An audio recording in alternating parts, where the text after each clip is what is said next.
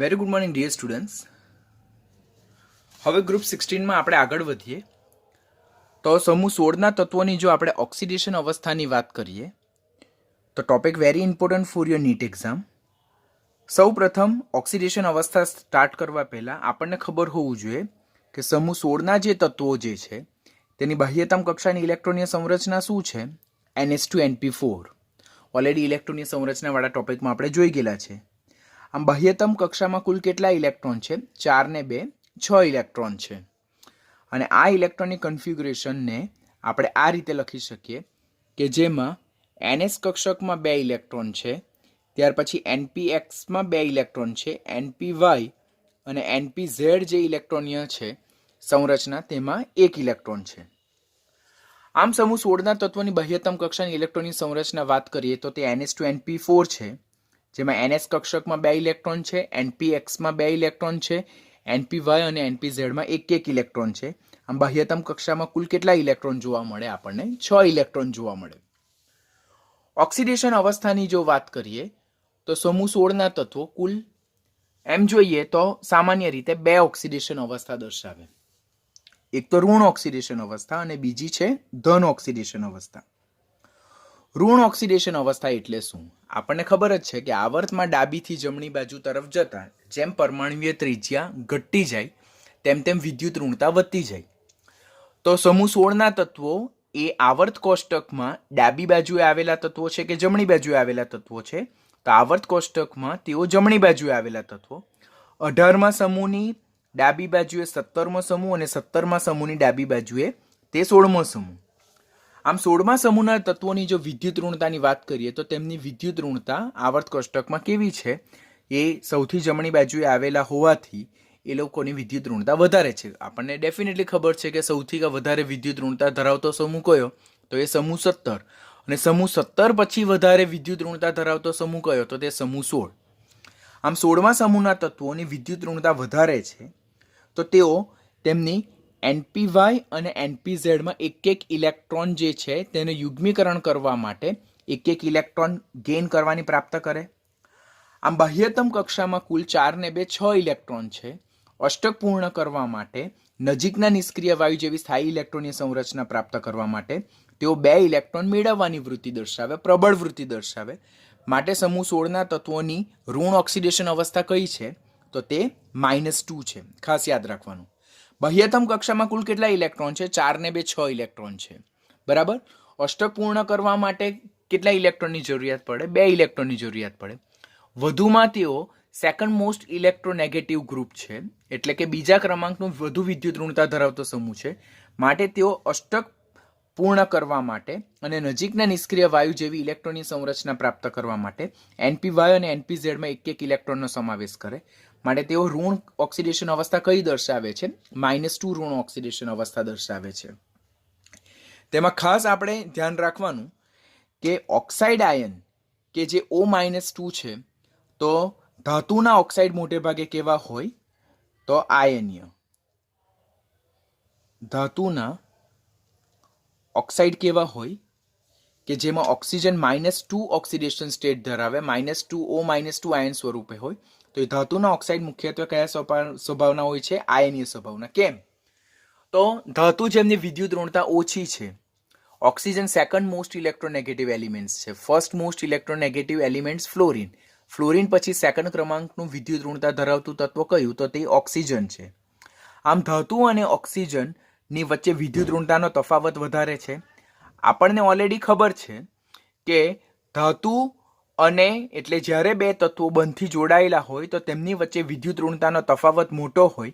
તો વિદ્યુત ઋણતાનો તફાવત મોટો હોય તો જે બંધનો સ્વભાવ, સંયોજનનો સ્વભાવ કેવો હોય? આયનીય હોય. આમ ધાતુના ઓક્સાઇડ એ કેવા છે? આયનીય. કારણ કે ધાતુ અને ઓક્સિજન વચ્ચે વિદ્યુત ઋણતાનો તફાવત કેવો હોય? મોટો હોય માટે. પરંતુ અધાતુના ઓક્સાઇડ કેવા હોય? સહસંયોજક. અધાતુના ઓક્સાઇડ્સ જેમ કે વાત કરીએ આપણે SO2 તો તે કેવા હશે? સહસંયોજક હશે. શા માટે અધાતુના ઓક્સાઇડ સહસંયોજક હશે?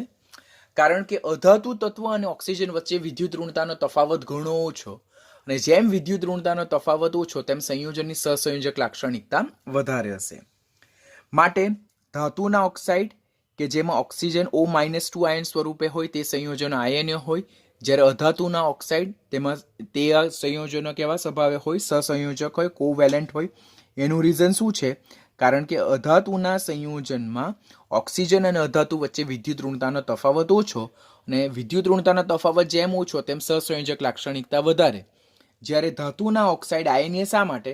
કારણ કે ધાતુ અને ઓક્સિજન વચ્ચે વિદ્યુત ઋણતાનો તફાવત વધારે, અને વિદ્યુત ઋણતાનો તફાવત વધારે હોય તેમ સંયોજનની આયનીય લાક્ષણિકતા વધારે હશે. જ્યારે S-2, Se-2 અને Te-2 એટલે કે સલ્ફાઇડ, પછી સિલેનાઇડ અને ટેલ્યુરાઇડ ના જે સંયોજનો જોવા મળે તે કેવા મળે છે? 50% આયનીય જોવા મળે. શા માટે તેમની આયનીય લાક્ષણિકતા ઓછી જોવા મળે? કારણ કે સમૂહમાં ઉપરથી નીચે તરફ જતા વિદ્યુત ઋણતા ક્રમશઃ કેવી થતી જાય છે?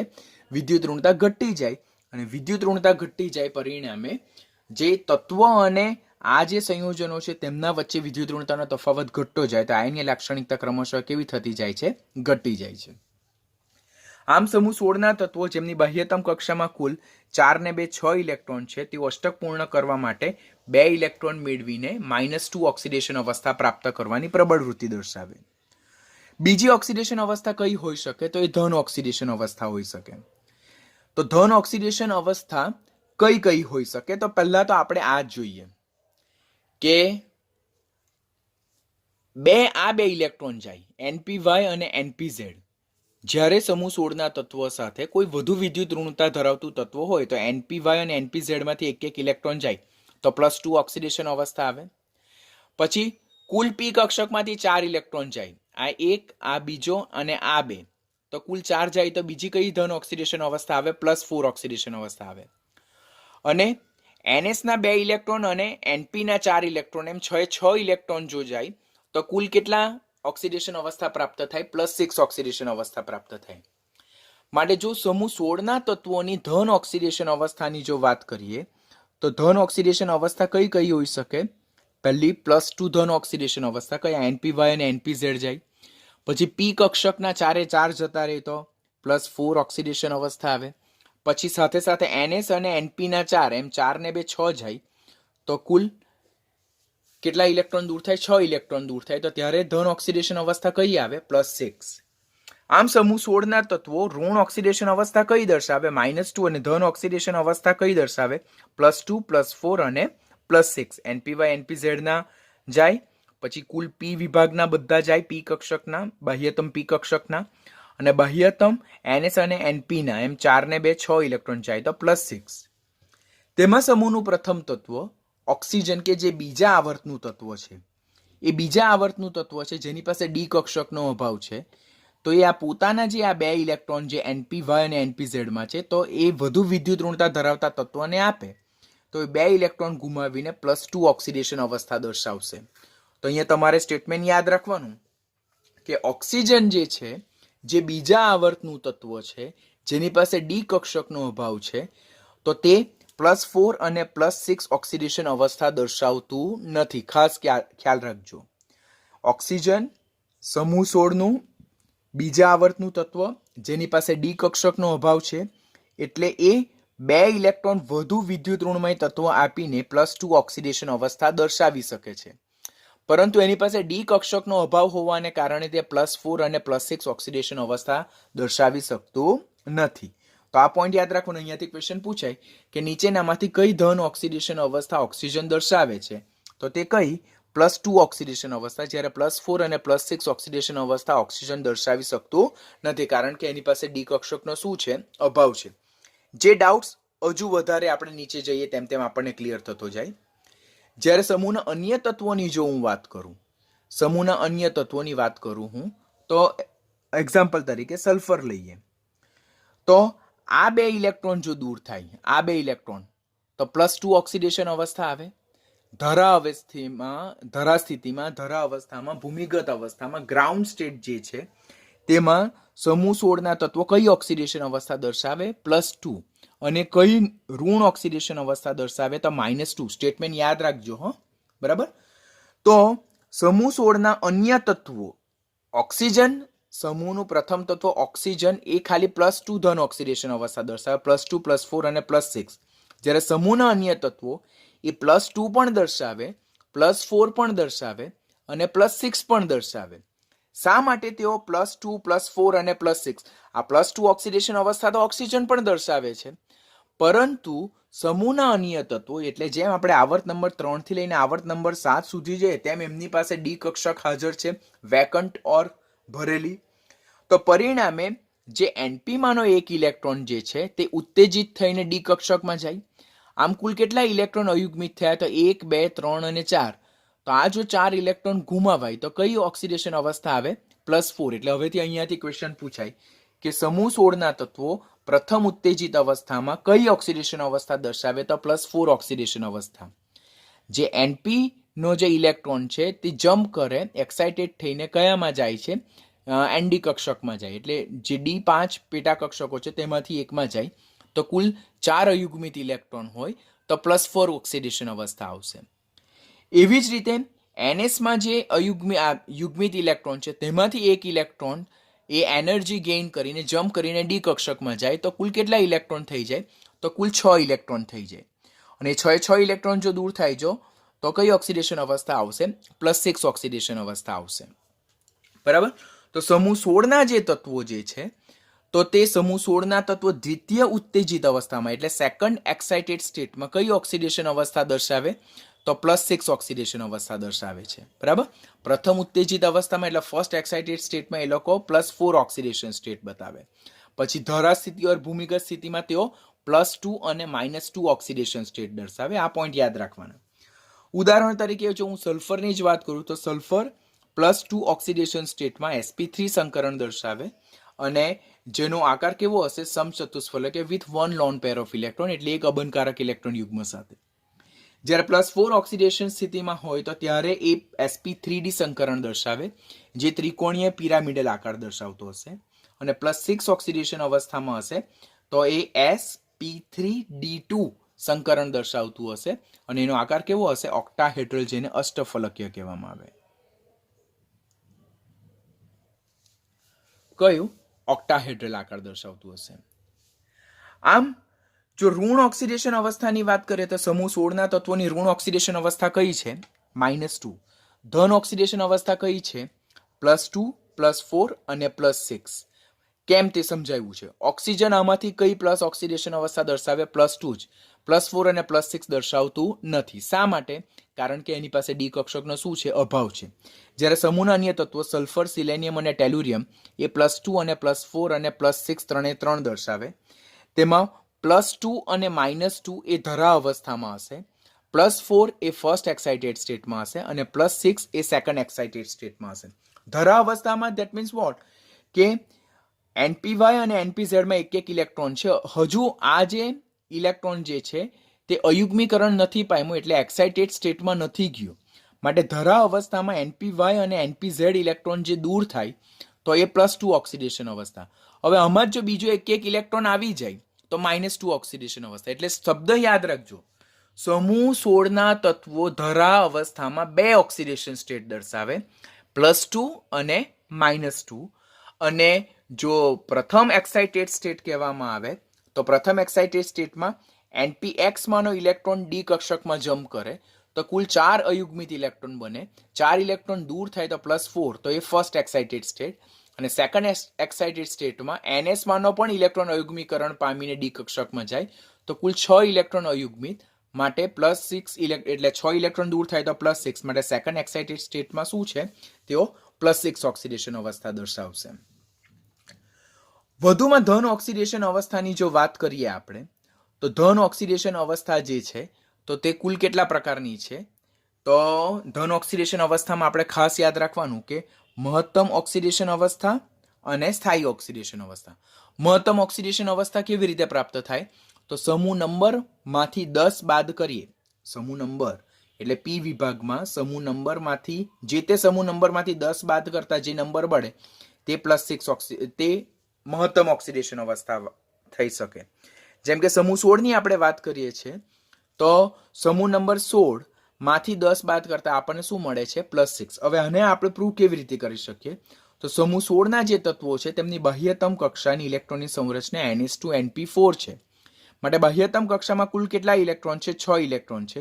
એ 6 ઇલેક્ટ્રોન જો દૂર થઈ જાય, બરાબર, મેક્સિમમ બાય મેક્સિમમ બાહ્યતમ કક્ષાના કેટલા ઇલેક્ટ્રોન દૂર થશે? 6 ઇલેક્ટ્રોન દૂર થઈ જાય તો એ લોકોની મહત્તમ ઓક્સિડેશન અવસ્થા કેટલી આવશે? +6 આવશે. સ્થાયી ઓક્સિડેશન અવસ્થા કેવી રીતે પ્રાપ્ત થાય? તો ઓલરેડી મેં તમને પીરિયોડિસિટી ચેપ્ટરમાં, રેડોક્સ ચેપ્ટરમાં અને સાથે સાથે સમૂહ 13 અને સમૂહ 14માં પણ શીખવ્યું છે કે સ્થાયી ઓક્સિડેશન અવસ્થા કેવી રીતે પ્રાપ્ત થાય. તો મહત્તમ પી વિભાગ માટે મહત્તમ ઓક્સિડેશન અવસ્થામાંથી 2 બાદ કરતા આપણને જે ઓક્સિડેશન અવસ્થા પ્રાપ્ત થાય તેને શું કહેવામાં આવે? સ્થાયી ઓક્સિડેશન અવસ્થા કહેવામાં આવે. The very most important thing કે સમૂહમાં આપણે ઉપરથી નીચે તરફ જઈએ, એટલે કે ઓક્સિજનથી પોલોનિયમ તરફ જઈએ, તેમ વિદ્યુત ઋણતા ક્રમશઃ કેવી થતી જાય છે? ઘટતી જાય છે. આપણે ઓલરેડી લાસ્ટ લેક્ચરમાં લર્ન કર્યું કે સમૂહમાં ઉપરથી નીચે તરફ જતા પરમાણ્વીય ત્રિજ્યા જેમ વધે તેમ વિદ્યુત ઋણતા ઘટે, કારણ કે વિદ્યુત ઋણતા અને પરમાણ્વીય ત્રિજ્યા સાથે વ્યસ્ત પ્રમાણનો સંબંધ. એ સમૂહમાં ઉપરથી નીચે તરફ જતા વિદ્યુત ઋણતા સામાન્ય રીતે ઘટવાનું વલણ દર્શાવે. વિદ્યુત ઋણતા જેમ ઘટવાનું વલણ દર્શાવે તેમ બંધકારક ઇલેક્ટ્રોન આકર્ષીને ઓર ઇલેક્ટ્રોન આકર્ષવાની, ઇલેક્ટ્રોન મેળવવાની વૃત્તિ ક્રમશઃ ઘટતી જાય છે. માટે સમૂહમાં ઉપરથી નીચે તરફ જતા ઋણ ઓક્સિડેશન અવસ્થા જે -2 જે છે તેની વૃત્તિ ક્રમશઃ કેવી જોવા મળે છે? ઘટતી જોવા મળે છે. કેમ? કારણ કે સમૂહમાં ઉપરથી નીચે તરફ જતા જેમ પરમાણ્વીય કદ વધે છે તેમ વિદ્યુત ઋણતા ઘટવાનું વલણ દર્શાવે. વિદ્યુત ઋણતા ઘટવાનું વલણ દર્શાવે માટે 2 ઇલેક્ટ્રોન મેળવીને -2 ઓક્સિડેશન અવસ્થા પ્રાપ્ત કરવાની વૃત્તિ કેવી જોવા મળે? ઘટતી જાય. માટે સમૂહનું પ્રથમ તત્વ ઓક્સિજન, જેની વિદ્યુત ઋણતા તે સમૂહમાં સૌથી વધારે હોવાથી એની સૌથી વધારે સ્થાયી ઓક્સિડેશન અવસ્થા -2 હશે.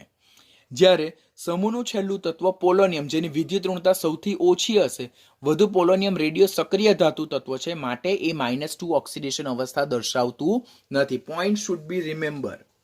સમૂહમાં ઉપરથી નીચે તરફ જતા વિદ્યુત ઋણતા ઘટે. વિદ્યુત ઋણતા ઘટે એટલે 2 ઇલેક્ટ્રોન મેળવીને -2 ઓક્સિડેશન અવસ્થા બતાવવાની વૃત્તિ ઘટે. માટે સમૂહનું પ્રથમ તત્વ ઓક્સિજન, જેની વિદ્યુત ઋણતા વધારે હોવાને કારણે તેની -2 ઓક્સિડેશન અવસ્થા સૌથી વધારે થાય. જ્યારે સમૂહનું છેલ્લું તત્વ પોલોનિયમ જે છે, જે રેડિયો સક્રિય ધાતુ તત્વ છે, જેની વિદ્યુત ઋણતા તે સમૂહમાં સૌથી ઓછી હોવાને કારણે તેની -2 ઓક્સિડેશન અવસ્થાની વૃત્તિ સૌથી ઓછી હશે ઓર પોલોનિયમ -2 ઓક્સિડેશન અવસ્થા દર્શાવતા સંયોજનો રચતું જ નથી. તો હવે અહીંયાથી ક્વેશ્ચન શું પૂછાય કે સમૂહ 16નું કયું તત્વ સૌથી વધારે સ્થાયી ઋણ ઓક્સિડેશન અવસ્થા દર્શાવતા સંયોજનો રચે? તો તે છે ઓક્સિજન. સમૂહ 16નું કયું તત્વ એ -2 ઓક્સિડેશન અવસ્થા દર્શાવતું નથી? તો તે છે પોલોનિયમ. તો એ પોઈન્ટ આપણે ખાસ યાદ રાખવાનું છે. વધુમાં સમૂહમાં ઉપરથી નીચે તરફ જતા મહત્તમ ઓક્સિડેશન અવસ્થાની વૃત્તિ ઘટે, એટલે સમૂહમાં ઉપરથી નીચે તરફ જતા +6 ઓક્સિડેશન અવસ્થાની વૃત્તિ ઘટતી જાય. ઓક્સિજન તો +6 ઓક્સિડેશન અવસ્થા દર્શાવતા સંયોજનો રચતું જ નથી. એ +4 ઓક્સિડેશન અવસ્થા દર્શાવતા સંયોજનો પણ રચતું નથી. અહીંયા આપણે જે સામાન્ય ઓક્સિડેશન અવસ્થા છે -2, +6, +4 તેના રિલેટેડ વાત કરે. એટલે સલ્ફરથી પોલોનિયમ તરફ જઈએ તેમ +6 ઓક્સિડેશન અવસ્થાની સ્થાયીતા ક્રમશઃ કેવી થતી જાય? વૃત્તિ ઘટતી જાય. માટે સલ્ફરના +6 ઓક્સિડેશન અવસ્થા દર્શાવતા સંયોજનો વધારે સ્થાયી. જ્યારે ઉપરથી નીચે તરફ જતા +6ની સ્થાયીતા ઘટતી જાય, માટે પોલોનિયમના +6 ઓક્સિડેશન અવસ્થા દર્શાવતા સંયોજનો એ કેવા છે? Highly unstable. એટલે પોલોનિયમ જે છે તે +6 ઓક્સિડેશન અવસ્થા દર્શાવતા સંયોજનો પણ નથી રચતું. ખબર પડે છે ને હું શું કહેવા માંગુ છું? ઉપરથી નીચે તરફ જઈએ તેમ જેમ જેમ વિદ્યુત ઋણતા ઘટતી જાય તેમ તેમ 2 ઇલેક્ટ્રોન મેળવીને -2 ઓક્સિડેશન અવસ્થાની વૃત્તિ ઘટતી જાય. માટે ઓક્સિજનના -2 ઓક્સિડેશન અવસ્થા સૌથી વધુ સ્થાયી, જ્યારે પોલોનિયમ -2 ઓક્સિડેશન અવસ્થા દર્શાવતું સંયોજન રચતું નથી. વધુમાં ઓક્સિજન +4 અને +6 ઓક્સિડેશન અવસ્થા દર્શાવતું નથી, એટલે એના માટે તો આ બે ડિસ્કશન કરવાનું આવતું જ નથી, કારણ કે એની પાસે ડી કક્ષકનો અભાવ છે. માટે એક્સાઇટેડ સ્ટેટમાં જઈને +4 અને +6 ઓક્સિડેશન અવસ્થા દર્શાવતા સંયોજનો ની જ રચી શકે. સમૂહના અન્ય તત્વો રચી શકે. તેમાં સલ્ફરથી પોલોનિયમ તરફ આપણે જેમ જેમ આગળ વધશું તેમ તેમ +6 ઓક્સિડેશન અવસ્થાની સ્થાયીતા ઘટતી જાય. માટે સલ્ફરની +6 ઓક્સિડેશન અવસ્થા દર્શાવતા સંયોજનો સૌથી વધુ સ્થાયી, જ્યારે પોલોનિયમના +6 ઓક્સિડેશન અવસ્થા દર્શાવતા સંયોજનો હાઈલી અનસ્ટેબલ. માટે પોલોનિયમ જે છે તે +6 ઓક્સિડેશન અવસ્થા દર્શાવતા પણ નથી. આમ સમૂહનું લાસ્ટ તત્વ પોલોનિયમ એ -2 અને +6 બંને ઓક્સિડેશન અવસ્થાની દર્શાવે. -2 એટલા માટેની દર્શાવે કારણ કે એ ધાતુ તત્વ છે, તેની વિદ્યુત ઋણતા સૌથી ઓછી છે, માટે -2 ની દર્શાવે. અને શા માટે +6 ની દર્શાવે? કારણ કે ઉપરથી નીચે તરફ જતા +6 ની સ્થાયીતા ઘટી જાય, માટે પોલોનિયમમાં +6 ઓક્સિડેશન અવસ્થા દર્શાવતા સંયોજનો શક્ય નથી. માટે પોલોનિયમ 2 ઓક્સિડેશન અવસ્થા દર્શાવી શકે, એ છે +2 અને +4, જેનું લેટર ઓન આપણે ડિસ્કશન કરવાના છે. વધુમાં ઉપરથી નીચે તરફ જતા જેમ જેમ ઇનર્ટ પેર ઇફેક્ટ નિષ્ક્રિય યુગ્મ અસર વધારે ને વધારે પ્રભાવિત થતી જાય, તેમ તેમ +4 ઓક્સિડેશન અવસ્થાની વૃત્તિ પણ ક્રમશઃ કેવી થતી જાય? વધતી જાય છે. આપણે અત્યારે જ જોયું કે સમૂહ 16 ના તત્વોની ધન ઓક્સિડેશન અવસ્થા 3 છે સામાન્ય રીતે, +2, +4 અને +6. તેમાં +2 એ ધરા અવસ્થામાં જોવા મળે, +4 ફર્સ્ટ એક્સાઇટેડ સ્ટેટમાં જોવા મળે અને +6 એ સેકન્ડ એક્સાઇટેડ સ્ટેટમાં જોવા મળે. વધુમાં સમૂહ 16 ના તત્વો 2 પ્રકારની ધન ઓક્સિડેશન અવસ્થા દર્શાવે, મહત્તમ અને સ્થાયી. મહત્તમ કઈ? તો સમૂહ નંબરમાંથી 10 બાદ કરતા જે મળે તે મહત્તમ. તો 16 માંથી 10 બાદ કરીએ તો +6. અને સ્થાયી કઈ?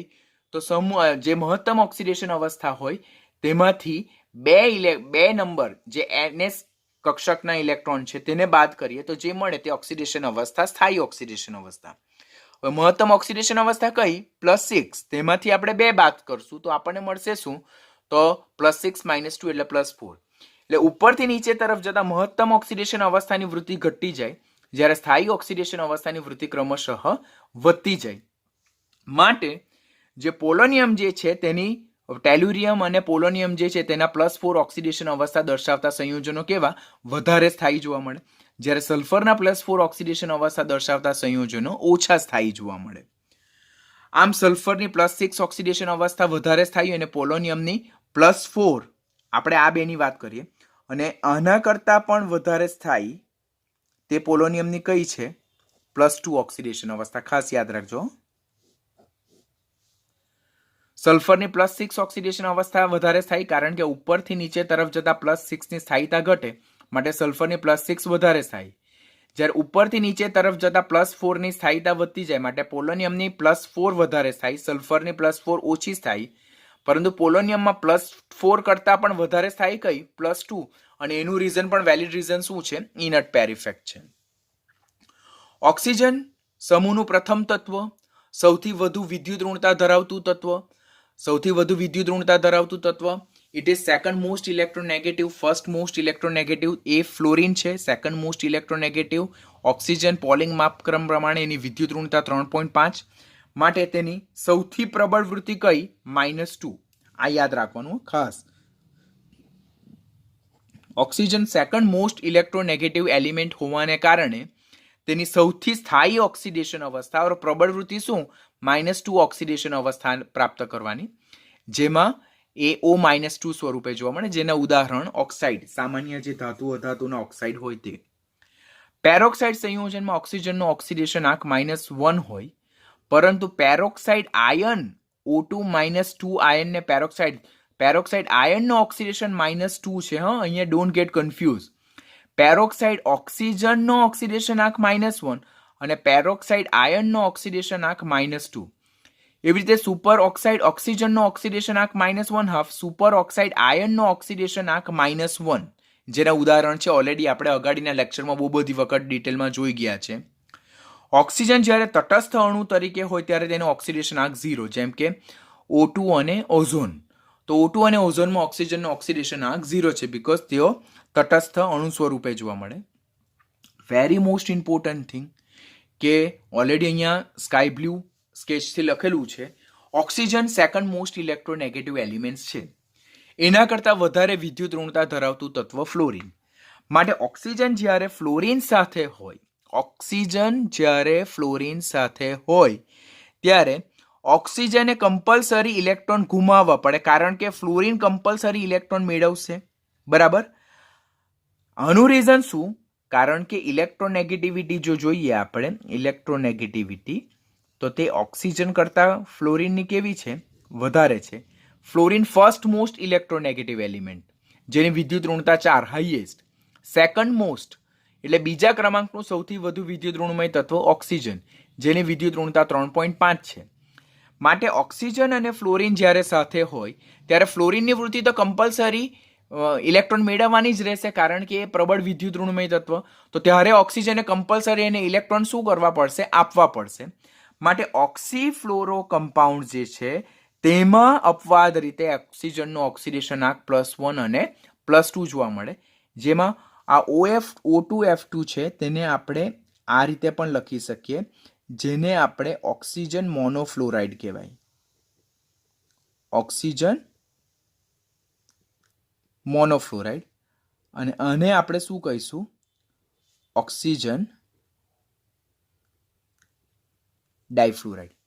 તો તમને નીટમાં એ લોકો સૂત્ર નહીં આપશે, પણ એમ પૂછશે કે ઓક્સિજન મોનોફ્લોરાઇડમાં ઓક્સિજનનું ઓક્સિડેશન આંક કેટલો? તો ઓક્સિજન મોનોફ્લોરાઇડ જેનું સૂત્ર O2F2 છે, જે એકાકી અણુ તરીકે નહીં પરંતુ ડાયમર સ્વરૂપે જોવા મળે, તેમાં ઓક્સિજનનો ઓક્સિડેશન આંક +1 છે. જ્યારે ઓક્સિજન ડાયફ્લોરાઇડ જેનું સૂત્ર OF2 છે, તેમાં ફ્લોરિનનો ઓક્સિડેશન આંક -1 અને ઓક્સિજનનો ઓક્સિડેશન આંક કેટલો છે? +2. આ બંનેમાં ફ્લોરિનનો ઓક્સિડેશન આંક કેટલો છે? -1.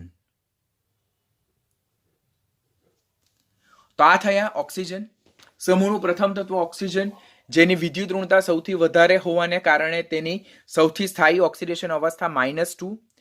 એ વધુમાં વધુ મહત્તમમાં મહત્તમ +2 ઓક્સિડેશન અવસ્થા દર્શાવે. +4 અને +6 ઓક્સિડેશન અવસ્થા દર્શાવતું નથી, કારણ કે બીજા આવર્તનું તત્વ હોવાથી એની પાસે ડી કક્ષકનો અભાવ છે. માટે એ પ્રથમ અને દ્વિતીય ઓક્સિડેશન ઉત્તેજિત અવસ્થામાં જઈને +4 અને +6 ઓક્સિડેશન અવસ્થા દર્શાવતું નથી. -1 પેરોક્સાઇડ, -1/2 ઓક્સિડેશન આંક હોય તો સુપર ઓક્સાઇડ, 0 ઓક્સિડેશન નંબર હોય તો O2 અને O3 અણુ સ્વરૂપે, +1 અને +2 ઓક્સીફ્લોરાઇડ કમ્પાઉન્ડ્સમાં, જેમાં ઓક્સિજન મોનોફ્લોરાઇડમાં +1 અને ઓક્સિજન ડાયફ્લોરાઇડમાં એનો +2. સમૂહના અન્ય તત્વોની જો વાત કરીએ, સલ્ફર, સિલેનિયમ અને ટેલુરિયમ જે છે, તો સલ્ફર, સિલેનિયમ અને ટેલુરિયમ તો તેઓ -2, +2, +4 અને +6 ઓક્સિડેશન અવસ્થા દર્શાવતા સંયોજનો રચે. તેમાં ખાસ તમારે યાદ રાખવાના સ્ટેટમેન્ટ કયા છે? તો તેઓ +4 ઓક્સિડેશન અવસ્થા સામાન્ય રીતે કયા સંયોજનોમાં રચે? ઓક્સિજન સાથેના સંયોજનમાં. ઇમ્પોર્ટન્ટ. +4 ઓક્સિડેશન અવસ્થા શેમાં? તો ઓક્સિજન સાથેના સંયોજનમાં રચે. અને +6 ઓક્સિડેશન અવસ્થા શેમાં રચે? તો ફ્લોરિન સાથેના સંયોજનમાં. તો અહીંયાથી ક્વેશ્ચન પૂછાય કે સમૂહ 16ના સલ્ફર, સિલેનિયમ અને ટેલુરિયમ જે છે તે સામાન્ય રીતે કઈ કઈ ઓક્સિડેશન અવસ્થા દર્શાવે? તો -2, +2, +4 અને +6. આપણે અત્યારે જોયું ઓક્સિજન -2, -1, -1/2, 0, +1 અને +2. +2 થી વધારે વધારી નહીં શકે અને -2 થી વધારે ઘટાડી નહીં શકે ઓક્સિજન માટે. સલ્ફર, સિલેનિયમ અને ટેલુરિયમ -2, +2, +4 અને +6. -2 થી વધારે ઋણ નહીં ને +6 થી વધારે ધન નહીં. તેમાં ઓક્સિજન સાથેના સંયોજનમાં તેઓ +4 ઓક્સિડેશન અવસ્થા દર્શાવે. ફ્લોરિન સાથેના સંયોજનમાં તેઓ +6 ઓક્સિડેશન અવસ્થા દર્શાવે. શા માટે ફ્લોરિન સાથેના સંયોજનમાં તેમની ઓક્સિડેશન અવસ્થા +6 આવે? તો આપણને ખબર છે કે ફ્લોરિનની વિદ્યુત ઋણતા સૌથી વધારે છે. પોલિંગ માપક્રમ પ્રમાણે જોઈએ તો ફ્લોરિનની વિદ્યુત ઋણતા એ 4 છે, જે સૌથી વધારે છે. માટે ફ્લોરિનની ઇલેક્ટ્રોન મેળવવાની આકર્ષવાની વૃત્તિ સૌથી વધારે, માટે એ પ્રબળ ઓક્સિડેશન કરતા છે, રિડક્શન પામવાની પ્રબળ વૃત્તિ ધરાવે. માટે સમૂહના તત્વો જ્યારે ફ્લોરિન સાથે સંયોજનમાં હોય ત્યારે ફ્લોરિન કમ્પલસરી વધુને વધુ ઇલેક્ટ્રોન મેળવવાની વૃત્તિ રાખે, ત્યારે સમૂહ 16ના તત્વો મહત્તમ તેમના બધા જ ઇલેક્ટ્રોન ડોનેટ કરવાની વૃત્તિ રાખે. માટે સમૂહ 16ના તત્વો જ્યારે ફ્લોરિન સાથે હોય, ફ્લોરિન જે પ્રબળ વિદ્યુત ઋણમય તત્વ, જેની વિદ્યુત ઋણતા સૌથી હાઈએસ્ટ છે, રિડક્શન પામવાની સૌથી પ્રબળ વૃત્તિ, પ્રબળ ઓક્સિડેશન કરતા છે, ત્યારે ફ્લોરિન મેક્સિમમ ઇલેક્ટ્રોન મેળવવાનો પ્રયત્ન કરે, ત્યારે સમૂહ 16ના તત્વો મહત્તમ પોતાના બાહ્યતમ કક્ષામાં રહેલા બધા જ ઇલેક્ટ્રોન ડોનેટ કરવાની વૃત્તિ રાખે. માટે આવા કિસ્સામાં સમૂહ 16ના સલ્ફર, સિલેનિયમ અને ટેલુરિયમ એ પોતાની બાહ્યતમ કક્ષામાં રહેલા બધા જ ઇલેક્ટ્રોન ડોનેટ કરશે. કોને? ફ્લોરિનને.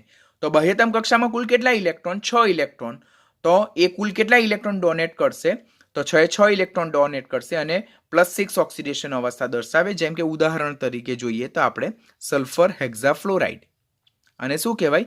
સલ્ફર હેક્ઝાફ્લોરાઇડ, જેમાં સલ્ફરનો ઓક્સિડેશન આંક +6 અને ફ્લોરિનનો ઓક્સિડેશન આંક કેટલો છે? -1 છે. અને ઓક્સિજન, હવે વધુમાં ખાસ યાદ રાખવાનું, જ્યારે સલ્ફર, સિલેનિયમ અને ટેલુરિયમ એ ફ્લોરિન સાથે +6 ઓક્સિડેશન અવસ્થા દર્શાવતા ફ્લોરાઇડ રચે, ત્યારે આ સંયોજનો ફક્ત કઈ ઓક્સિડેશન અવસ્થા દર્શાવે? એ ઓક્સિડેશન કરતા સ્વભાવ જ દર્શાવે. ખાસ યાદ રાખો, સમૂહ 16ના તત્વો ફ્લોરિન સાથે, સમૂહ 16ના તત્વો ફ્લોરિન સાથે એ +6 ઓક્સિડેશન અવસ્થા દર્શાવતા સંયોજનો રચે, અને ત્યારે તેઓ કયા તરીકે વર્તે છે? ઓક્સિડેશન કરતા તરીકે જ વર્તે. કેમ? કારણ કે જો, જેમ કે વાત કરું SF6, તો SF6માં ફ્લોરિનનો -1, સલ્ફરનો +6, તો સલ્ફરનો ઓક્સિડેશન આંક તો મહત્તમ છે. હવે આનાથી વધારે તો વધવાનો નથી, તો ડેફિનેટલી આનાથી એ ઘટવાની વૃત્તિ દર્શાવશે. આનાથી ઘટવાની વૃત્તિ દર્શાવશે એટલે એ રિડક્શન પામવાની વૃત્તિ દર્શાવે. તો રિડક્શન પામવાની વૃત્તિ દર્શાવે માટે તેઓ કેવા બને? પ્રબળ ઓક્સિડેશન કરતા દર્શાવશે. તો ખાસ યાદ રાખો, સલ્ફર, સિલેનિયમ અને ટેલુરિયમ એ ફ્લોરિન સાથેના સંયોજનમાં +6 ઓક્સિડેશન અવસ્થા દર્શાવવાની પ્રબળ વૃત્તિ દર્શાવે, જે ફ્લોરિનના પ્રબળ ઓક્સિડેશન કરતા સ્વભાવને લીધે છે. અને સમૂહ 16ના સલ્ફર, સિલેનિયમ અને ટેલુરિયમ જ્યારે ફ્લોરિન સાથે +6 ઓક્સિડેશન અવસ્થામાં હોય, ત્યારે તેમાં તેમનો ઓક્સિડેશન આંક +6 જે મહત્તમ હશે, માટે તેઓ રિડક્શન પામવાની પ્રબળ વૃત્તિ દર્શાવશે. માટે ત્યારે તેઓ ફ્લોરિન સાથેના +6 ઓક્સિડેશન અવસ્થા ધરાવતા સંયોજનમાં ફક્ત ઓક્સિડેશન કરતા સ્વભાવ દર્શાવશે. જ્યારે સલ્ફર, સિલેનિયમ અને ટેલુરિયમ જે ઓક્સિજન સાથેના સંયોજનમાં +4 ઓક્સિડેશન અવસ્થા દર્શાવે છે, તો તે ઓક્સિડેશન કરતા અને રિડક્શન કરતા બંને સ્વભાવ દર્શાવે. ઉદાહરણ તરીકે જોઈએ તો SO2 એ રિડક્શન કરતા છે, જ્યારે TiO2 એ ઓક્સિડેશન કરતા છે. એનું રીઝન શું છે? સલ્ફર, આ સિલેનિયમ અને આ ટેલુરિયમ. ઉપરથી નીચે તરફ જઈએ આપણે.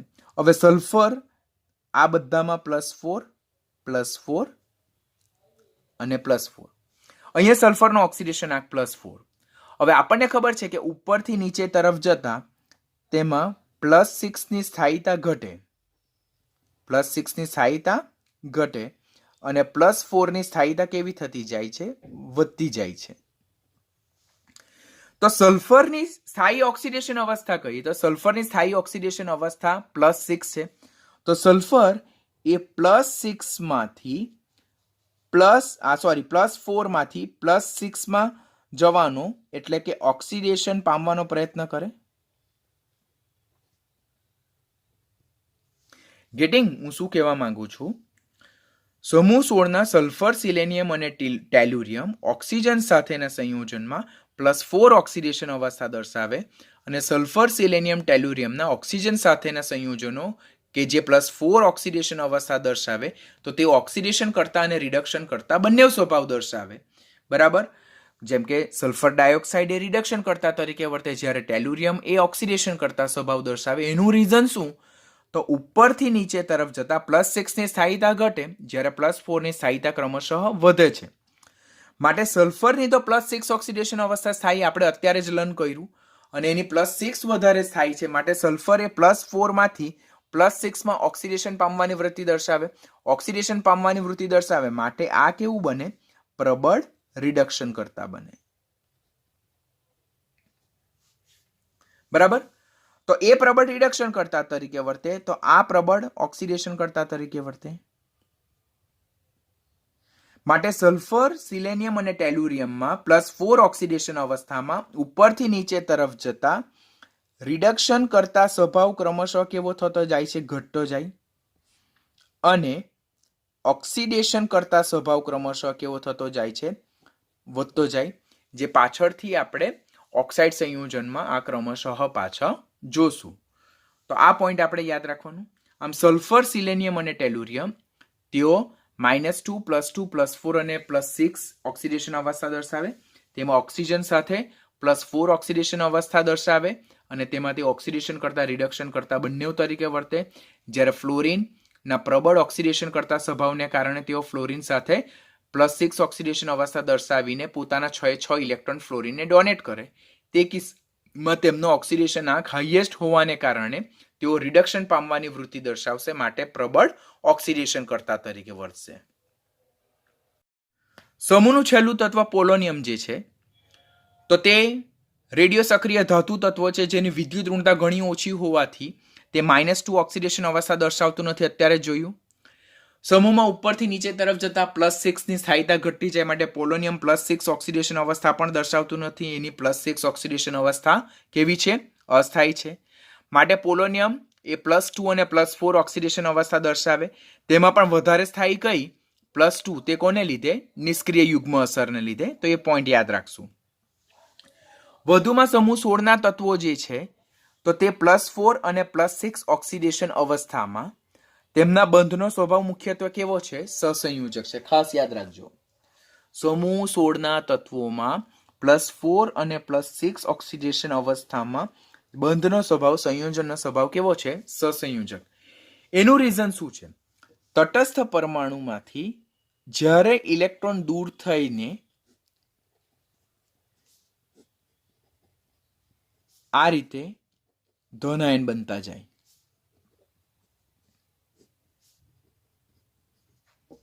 ઇલેક્ટ્રોન દૂર થયો, ઇલેક્ટ્રોન દૂર થયો, આમાંથી ઇલેક્ટ્રોન દૂર થયો, આમાંથી ઇલેક્ટ્રોન દૂર થયો, આમાંથી ઇલેક્ટ્રોન દૂર થયો. માટે જેમ m થી m+6 તરફ જઈએ તેમ અસરકારક કેન્દ્રીય વીજભાર વધતો જાય. અસરકારક કેન્દ્રીય વીજભાર વધતો જાય માટે આયનીય ત્રિજ્યા પણ ક્રમશઃ કેવી થતી જાય? ઘટતી જાય. આયનીય ત્રિજ્યા ઘટતી જાય, આયનીકરણ એન્થાલ્પી વધતી જાય, કારણ કે આયનીકરણ એન્થાલ્પી એ અસરકારક કેન્દ્રીય વીજભારના સમપ્રમાણમાં, જ્યારે આયનીય ત્રિજ્યાના વ્યસ્ત પ્રમાણમાં. આમ m+4 અને એટલે કે m+3 ઓર m+4 ઓર m+5 ઓર m+6 નું કદ ઘણું નાનું હશે. તેમનામાં અસરકારક કેન્દ્રીય વીજભાર ઘણો વધારે હશે, માટે એમાંથી ઇલેક્ટ્રોન દૂર કરીને આયનો બનાવવા માટે ખૂબ વિપુલ પ્રમાણમાં ઉર્જા આપવી પડે. માટે તેઓ +4 અને +6 ઓક્સિડેશન અવસ્થામાં m+4 અને m+6 આયન બનાવવા માટે વધારે ઉર્જા આપવી પડે. માટે +4 અને +6 ઓક્સિડેશન અવસ્થામાં એ લોકો કેવા છે? સહસંયોજક છે. વધુમાં આપણને ખબર ને કે સંયોજનનો સહસંયોજક સ્વભાવ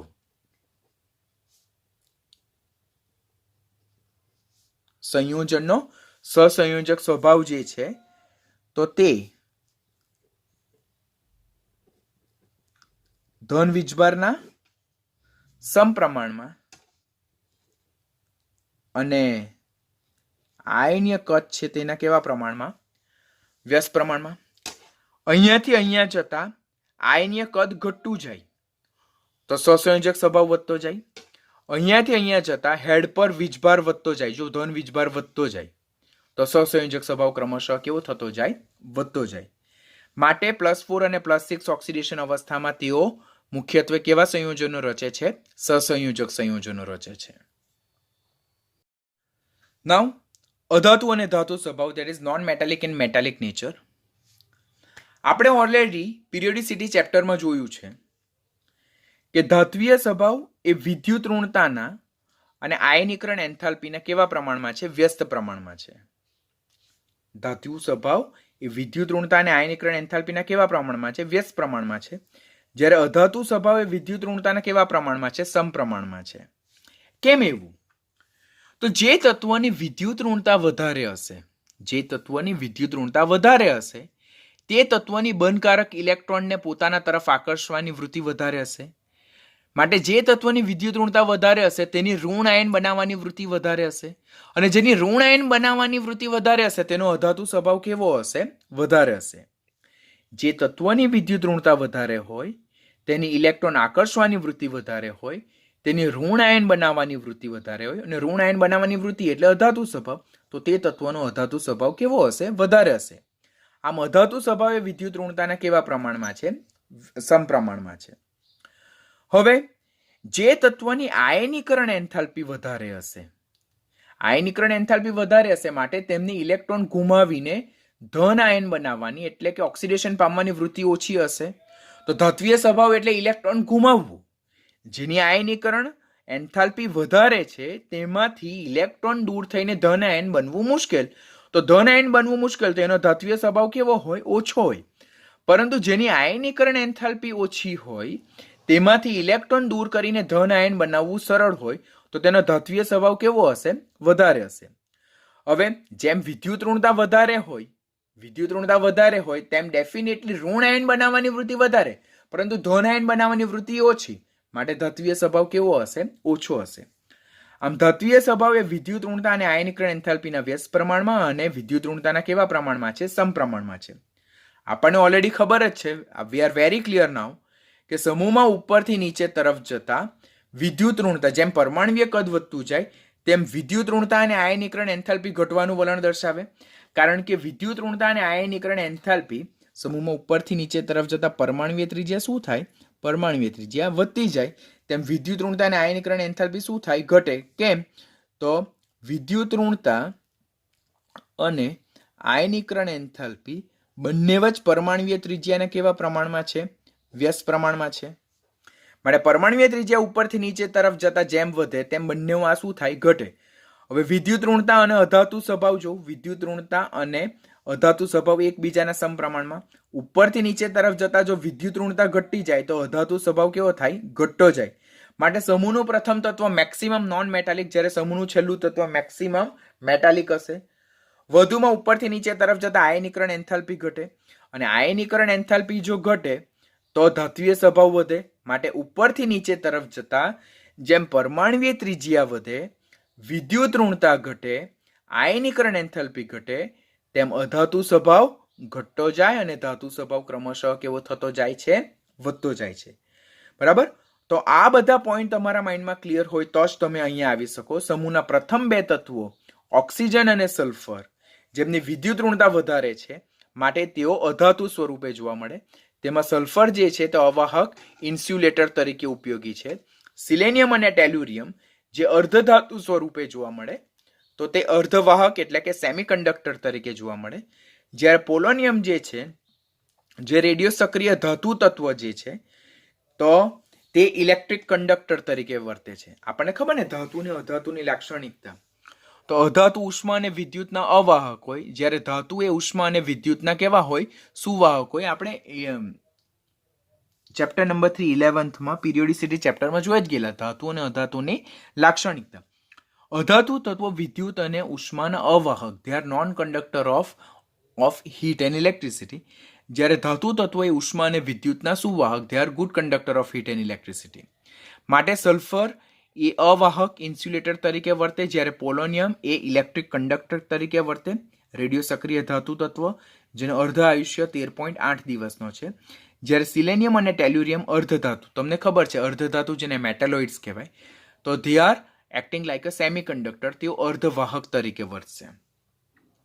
વધુમાં આપણે જોઈએ કે આવર્તમાં ડાબીથી જમણી બાજુ તરફ જતા શું થાય? તો આવર્તમાં ડાબીથી જમણી બાજુ તરફ જતા પરમાણ્વીય ત્રિજ્યા શું થાય? ઘટતી જાય. પરમાણ્વીય ત્રિજ્યા ઘટતી જાય તેમ વિદ્યુત ઋણતા વધતી જાય અને આયનીકરણ એન્થાલ્પી વધતી જાય, કારણ કે આ બંને કેવા પ્રમાણમાં છે? વ્યસ્ત પ્રમાણમાં છે. જેમ વિદ્યુત ઋણતા વધતી જાય તેમ ઇલેક્ટ્રોન મેળવીને ઋણ આયન બનાવવાની વૃત્તિ વધતી જાય, માટે અધાતુ સ્વભાવ વધતો જાય. જ્યારે આયનીકરણ એન્થાલ્પી જેમ વધતી જાય તેમ ઇલેક્ટ્રોન ગુમાવીને ધન આયન બનાવવાની વૃત્તિ ઘટતી જાય. બરાબર? માટે ધાતુ સ્વભાવ ક્રમશઃ કેવો થતો જાય છે? ઘટતો જાય છે.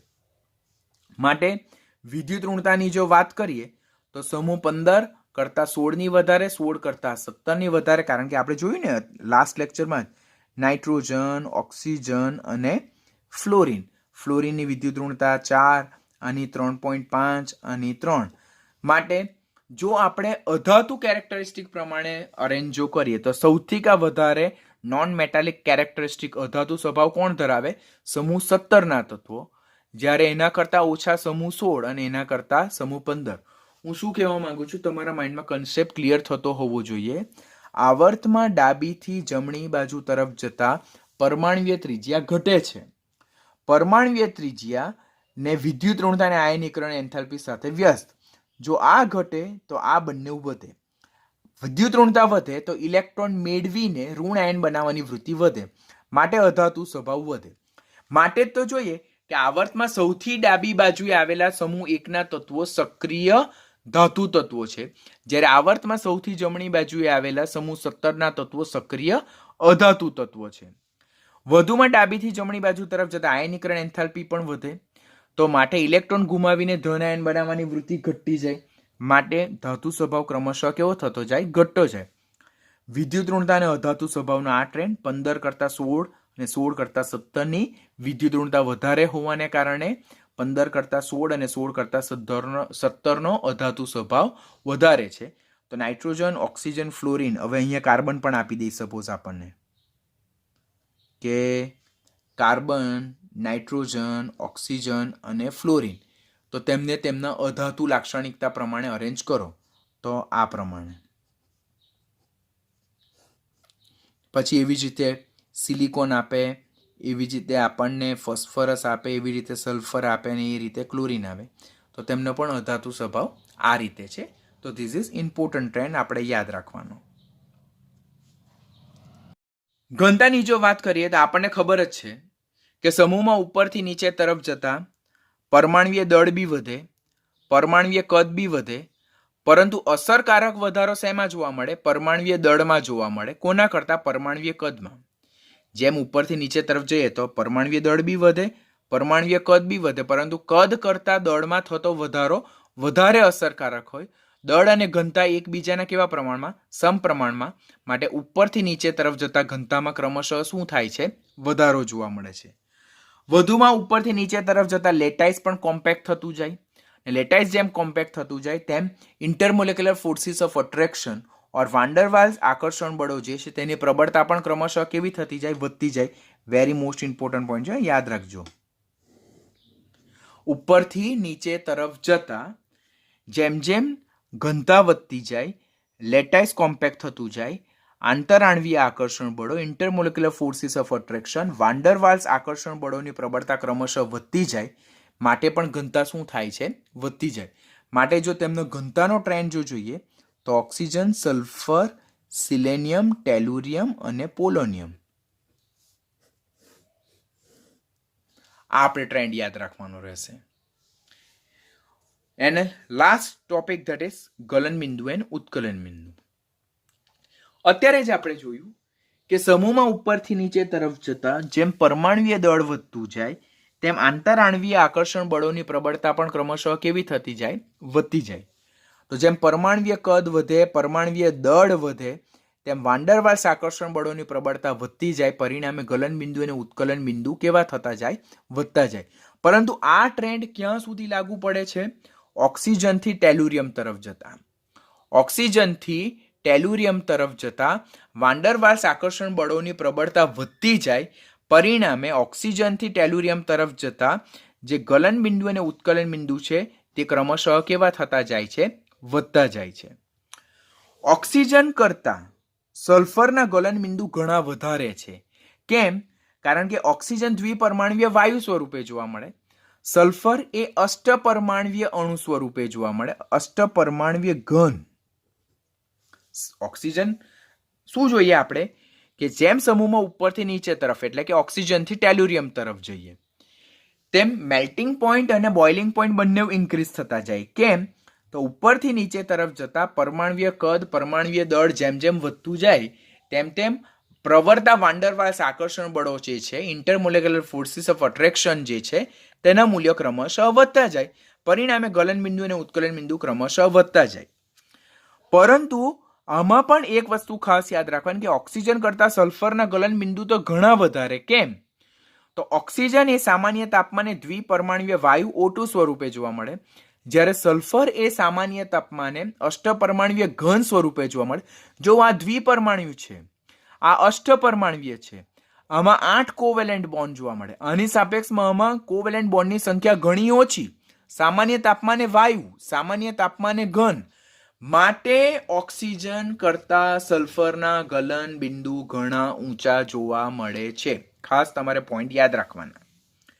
પછી ટેલુરિયમથી પોલોનિયમ તરફ જતા પોલોનિયમ જે છે તેમાં 3D 4D 5D અને 4F કક્ષકોનો ઉમેરો થતો જાય. નિષ્ક્રિય યુગ્મ અસર પણ વધારે પ્રબળ બનતી જાય. માટે ટેલુરિયમ કરતા પોલોનિયમમાં આંતરઆણ્વીય આકર્ષણ બળની પ્રબળતા ઘટતી જાય. ટેલુરિયમ કરતા પોલોનિયમમાં જે આ બધી કક્ષકોનો ઉમેરો થાય તે એમાં પ્રવર્તા આંતરઆણ્વીય આકર્ષણ બળને નિર્બળ બનાવે. બરાબર?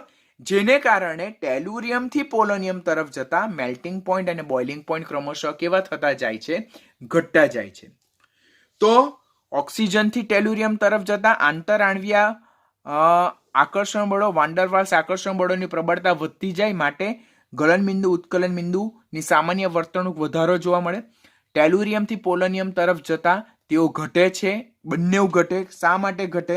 કારણ કે ટેલુરિયમ કરતા પોલોનિયમમાં જે 3D 4D 5D અને 4F કક્ષકનો ઉમેરો છે, નિષ્ક્રિય યુગ્મ અસર પ્રબળ છે, તે પોલોનિયમમાં આંતરઆણ્વીય આકર્ષણ બળને ક્વાઇટ બીટ ટેલુરિયમ કરતા ઓછા નિર્બળ બનાવે. જેને કારણે ટેલુરિયમ કરતા પોલોનિયમના મેલ્ટિંગ પોઈન્ટ બોઇલિંગ પોઈન્ટ ઓછા જોવા મળે છે. જે અનિયમિત વર્તણૂક હોય તે નીટ માટેનો કેન્ડિડેટ ક્વેશ્ચન હોય તે તમારે ખાસ યાદ રાખવાનું. માટે ગલન બિંદુ અને ઉત્કલન બિંદુ જો જોઈએ તો ટેલુરિયમના પોલોનિયમ કરતા કેવા છે? વધારે છે. તો these are the common trend જે આપણે યાદ રાખવાનું. અહીંયા ગલન બિંદુ છે, ઉત્કલન બિંદુ છે. ઓક્સિજન, સલ્ફર, સિલેનિયમ, ટેલુરિયમ અને પોલોનિયમ. જો પહેલા ઓક્સિજનથી ટેલુરિયમ તરફ જતા ગલન બિંદુ અને ઉત્કલન બિંદુ રેગ્યુલર ટ્રેન્ડમાં વધે છે. ટેલુરિયમથી પોલોનિયમ તરફ જતા ગલન બિંદુ અને ઉત્કલન બિંદુ બંને ક્રમશઃ કેવા થતા જાય છે? ઘટતા જાય છે. દેખાય ને તમને? ગલન બિંદુની વાત કરીએ, ઓક્સિજન 55, સલ્ફર 393. જો ઓક્સિજન કરતા સલ્ફરના એકદમ ડ્રાસ્ટિક ઇન્ક્રીઝ, કારણ કે આ દ્વિપરમાણ્વીય વાયુ સ્વરૂપે જોવા મળે, જ્યારે આ અષ્ટપરમાણ્વીય ઘન સ્વરૂપે જોવા મળે. એટલે there is a drastic increment of melting point and boiling point in sulfur rather than oxygen. પછી જેમ ઓક્સિજનથી ટેલુરિયમ તરફ જઈએ તેમ આંતરઆણ્વીય આકર્ષણ બળોની પ્રબળતા વાન્ડરવાલ્સ આકર્ષણ બળોની પ્રબળતા વધતી જાય. માટે ગલન બિંદુ અને ઉત્કલન બિંદુ વધતા જાય. પછી ટેલુરિયમથી પોલોનિયમ તરફ જતા ક્રમશઃ પાછા ઘટે. માટે સૌથી કા હાઈએસ્ટ જો ગલન બિંદુ અને ઉત્કલન બિંદુ જોઈએ તો સૌથી કા હાઈએસ્ટ કોના જોવા મળે? ટેલુરિયમના જોવા મળે. સૌથી કા લોએસ્ટ કોના જોવા મળે? ઓક્સિજનના. તો આ ટ્રેન્ડ તો તમારે યાદ રાખવાનો જ છે. એના સિવાય બીજો પણ એક ટ્રેન્ડ આપણે અહીંયા રાઈટ કરી નાખીએ ગલન બિંદુનો, કે સૌથી કા વધારે ગલન બિંદુ કોનું છે? ટેલુરિયમનું. ત્યાર પછી કોનું છે? પોલોનિયમનું. ત્યાર પછી કોનું છે? સિલેનિયમનું. ત્યાર પછી કોનું છે? સલ્ફરનું. ને ત્યાર પછી કોનું છે? ઓક્સિજનનું. એવી જ રીતે ઉત્કલન બિંદુ જોઈએ આપણે, ઉત્કલન બિંદુનો ટ્રેન્ડ પણ, તો સૌથી કા હાઈએસ્ટ ટેલુરિયમ, ત્યાર પછી પોલોનિયમનું, ત્યાર પછી સિલેનિયમનું, ત્યાર પછી સલ્ફરનું અને ત્યાર પછી ઓક્સિજન. જનરલી આ પ્રકારના ક્વેશ્ચન પૂછવાની શક્યતા ઓછી, પરંતુ આપણે તૈયારી બધી જ રાખવાની, કારણ કે નીટની એક્ઝામમાં ધે કેન આસ્ક એનીથિંગ. અને આ વેલ્યુઝ આપણી ટેક્સ્ટબુકમાં આપેલા છે, તો વેલ્યુઝ તો definitely they will not ask you, પણ ડેફિનેટલી સમૂહમાં ઉપરથી નીચે તરફ જતા ગલન બિંદુ ઉત્કલન બિંદુ વધે છે, ઘટે છે, કોનું વધારે, કોનું ઓછું, કોનું હાઈએસ્ટ, કોનું લોએસ્ટ, કયો સાચો ક્રમ, તો એના રિલેટેડ બધા જ ક્વેશ્ચન શું થઈ શકે? પૂછાઈ શકે. તો આપણે કાળજી રાખવાની. તો આજના લેક્ચરમાં અહીંયા આપણે સ્વિચ ઓવર કરશું. જેટલું કન્ટેન્ટ કરાવું પરફેક્ટ કરતા જજો, ઇમ્પોર્ટન્ટ છે. ચેપ્ટર ક્યાં પતી જશે ખબર બી નહીં પડશે. દરરોજનું કન્ટેન્ટ રેગ્યુલર મેનરમાં દરરોજનું દરરોજ કરતા જજો, તો lecture will be easy. Otherwise pending work જો રાખશો તો ડેફિનેટલી તમને યાદ રાખવામાં બહુ તકલીફ પડશે. This is important one.